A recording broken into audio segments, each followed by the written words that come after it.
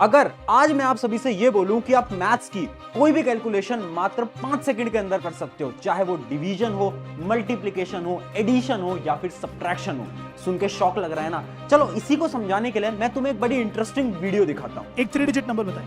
358 multiplied by 8 2864 हुआ answer, multiplied by 9 answer हुआ 25776।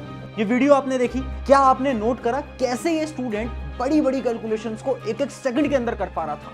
और ऐसे ना बहुत सारे लोग हैं इंडिया के अंदर जिनको हम ह्यूमन कैलकुलेटर्स बोलते हैं। तो आखिर क्या इन लोगों की ब्रेन पावर, इनकी दिमाग की शक्तियां बहुत ज्यादा होती हैं? तो इसका आंसर है नहीं, इनकी ब्रेन पावर ज्यादा तेज नहीं होती। रियलिटी ये है ना कि इनको कुछ वैदिक मैथ की टेक्निक्स आती हैं, कुछ ऐसी टेक्निक्स जिनकी मदद से कोई भी कैलकुलेशन आप भी 5 से 10 सेकंड के अंदर कर सकते हो। तो चलिए आज वही सारी वैदिक टेक्निक्स मैं आप सभी को बताने वाला हूं। Kids don't understand math because we've been teaching it as a dehumanized subject. तो वेदों में विज्ञान नहीं है, वेद ही विज्ञान है।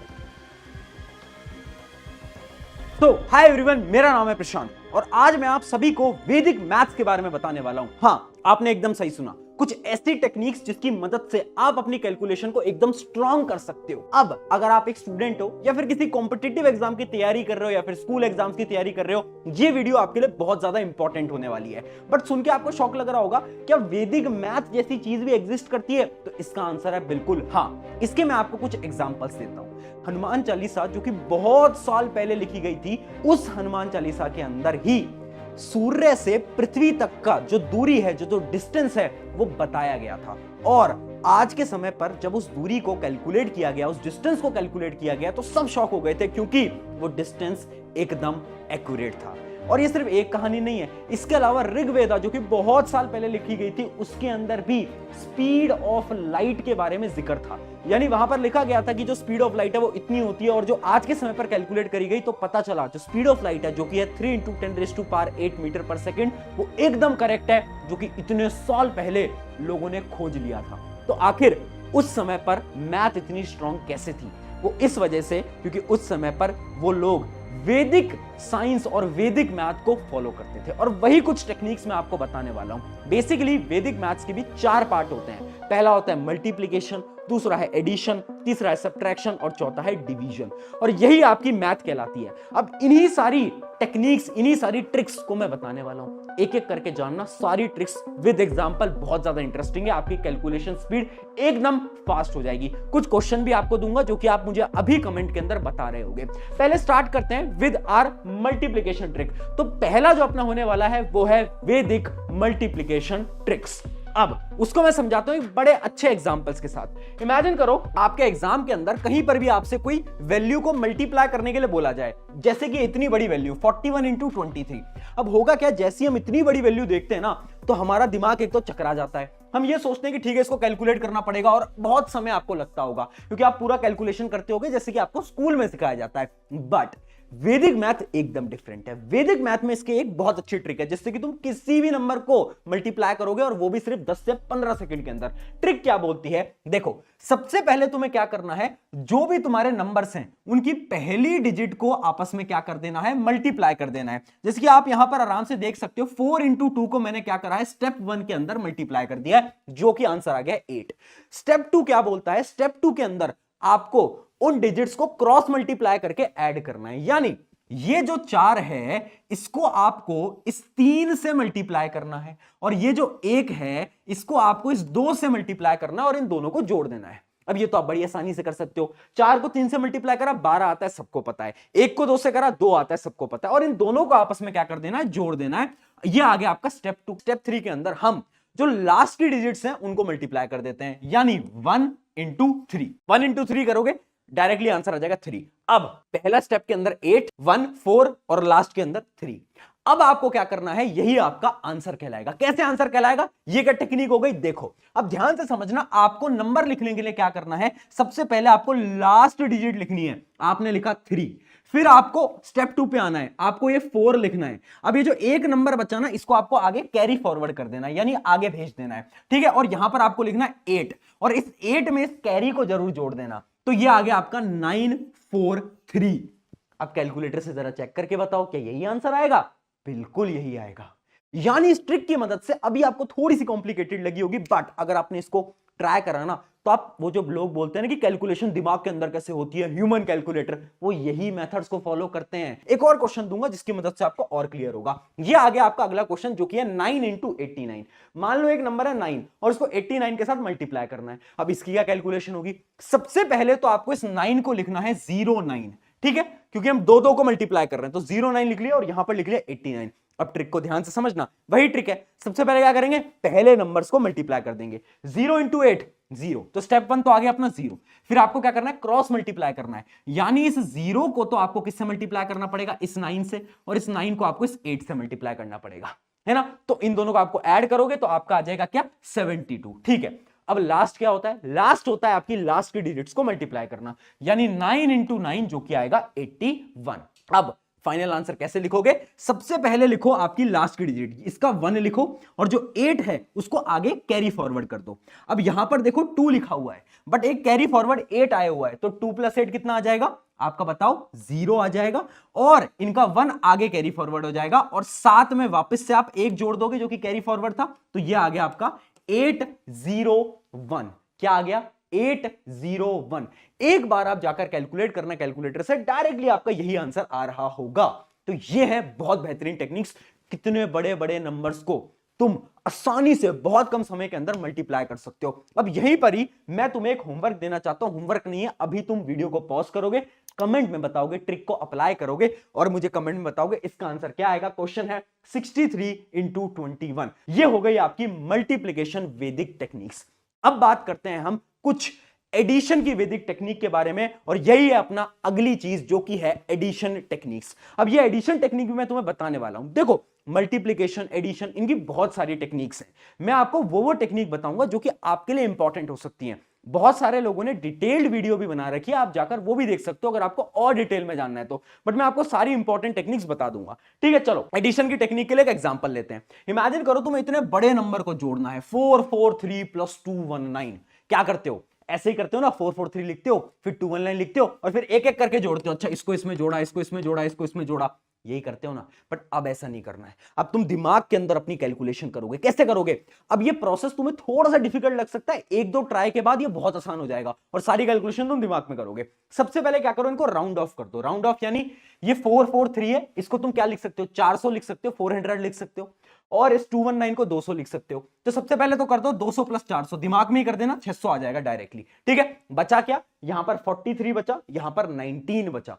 अब क्या करो तुम, 43 को देखो, 43 के 40 को ले आओ और 19 को 10 को ले आओ, है ना। 40 + 10 कर दो जो कि आ गया आपका डायरेक्टली 50। अब क्या बचा, 3 बचा और 9 बचा। 3 + 9 सबको पता है कितना होता है, 12 होता है, बिल्कुल सबको पता है। अब तुम क्या करोगे, इन तीनों को तुम्हें ऐड करना है। अब इन तीनों को ऐड करना बहुत सिंपल है, क्यों, क्योंकि ये कितना है 600, यह है 50 और यह है 12, तो आराम से आपका आंसर आ जाएगा 662। क्या सभी का यही आया, बहुत बढ़िया।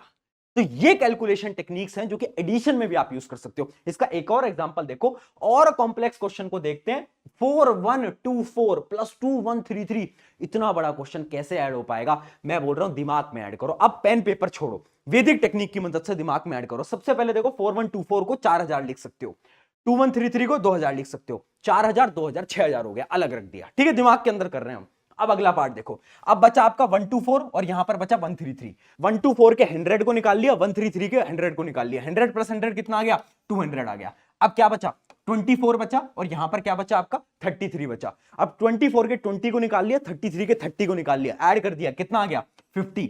अब क्या बचा आपका, 4 और 3 कितना होता है आपका, 7 होता है। अब डायरेक्टली आपका आंसर ये आपको आराम से आ जाएगा। क्या आ रहा है आंसर, 6257। देखो, कैलकुलेशन करने की जरूरत ही नहीं पड़ी, ये दिमाग के अंदर आ जाएगा। 1-2 बार तुम ट्राई करोगे, इजीली तुम सारी चीजों को याद कर पाओगे। अब हम बढ़ते हैं हमारे अगले स्टेप की तरफ जो कि है वैदिक सब्ट्रैक्शन टेक्निक्स। और ये बहुत इंपॉर्टेंट है क्योंकि सब्ट्रैक्शन के अंदर ना हम नॉर्मल सब्ट्रैक्शन तो कर लेते हैं, बट जब कैरी चीजें आती हैं, माइनस करना पड़ता है। मान लो मैं बोल रहा हूं आप ऐसा करो कि 27 में से 19 माइनस करो, तो तुमसे नहीं हो पाता, मुझे पता है। अब इसका क्या सोल्यूशन है देखना, यहां पर आ जाती है इसकी वैदिक टेक्निक। एग्जांपल लेते हैं 313 - 117।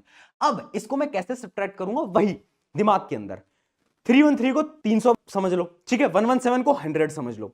300 में से 100 गया, कितना बचा, डायरेक्टली आपको पता चल गया 200 गया। 200 बच गया, ठीक है, तो 200 कर लिया। अब देखो यहां पर है 13 और यहां पर है 17। अब 13 और 17 को अगर मैं माइनस करूंगा तो कितना बचेगा? 13 और 17 में गैप कितना है?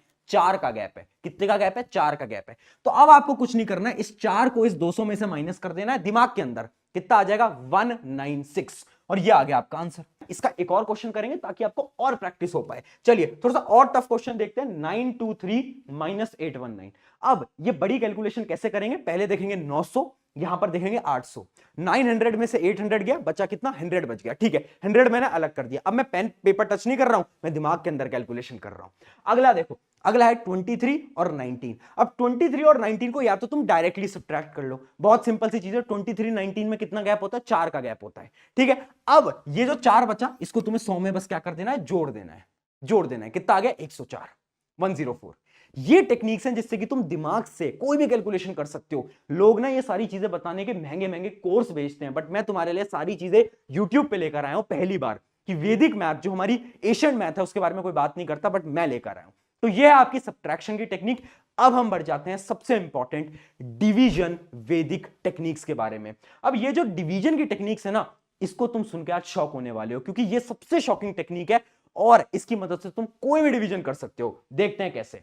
अब जैसे कि फॉर एग्जांपल आपको मानो 92 से डिवाइड करना है 41, आंसर किस में आएगा? पॉइंट में आएगा।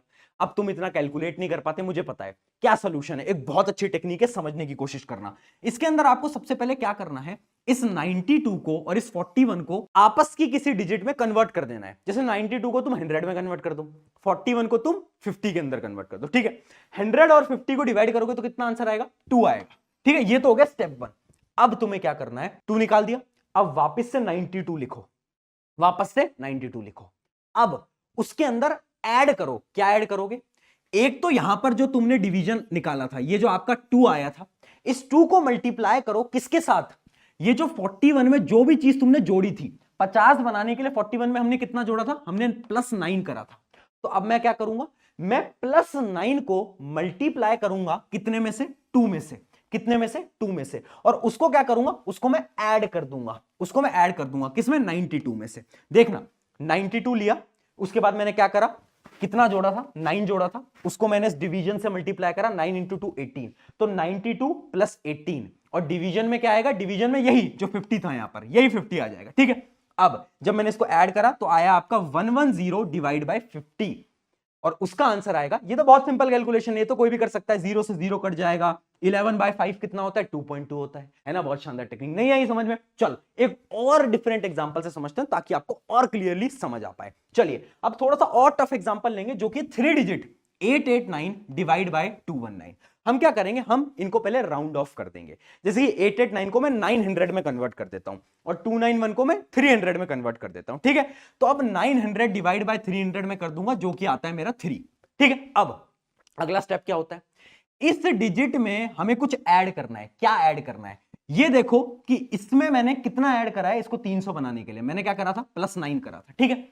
उस 9 को मल्टीप्लाई करूंगा किसके साथ? ये जो डिवीजन करके जो आंसर आया था, यानी 27। 9 × 3 कितना होता है? 27। इस 27 को मैं ऐड करूंगा किसके अंदर? 889 के अंदर, है ना। और डिवाइड करूंगा किससे? डिवाइड करूंगा इसी 300 से।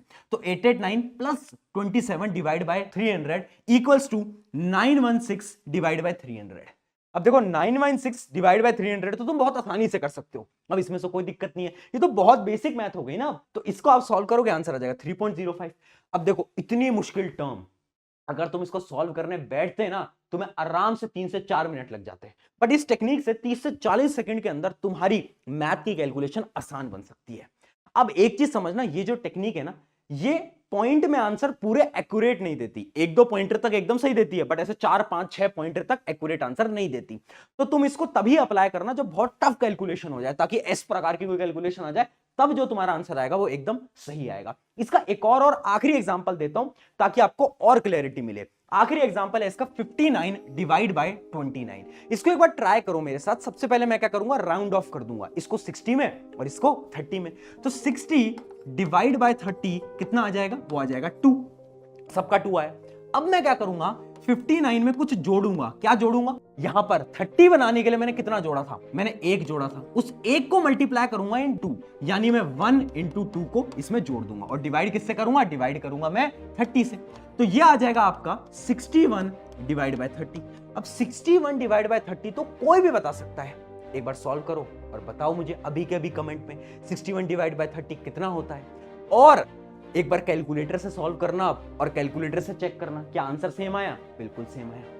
तो ये जो बेसिक कैलकुलेशन है इनकी मदद से आई होप आपकी स्ट्रांग हो पाएंगी। मैंने इसके अंदर मल्टीप्लिकेशन, डिवीजन, एडिशन, सब्ट्रैक्शन सबकी टेक्निक्स आपको बता दी हैं। इसी के साथ इस वीडियो को एंड करते हैं। अगर इस वीडियो से आपकी मदद हुई है तो एक दोस्त को इस वीडियो को जरूर शेयर करना, ताकि उसकी भी ये वैदिक मैथ की मदद से मदद हो पाए। शुक्रिया एवरीवन, मेरा नाम है प्रशांत। मिलते हैं किसी और वीडियो के अंदर।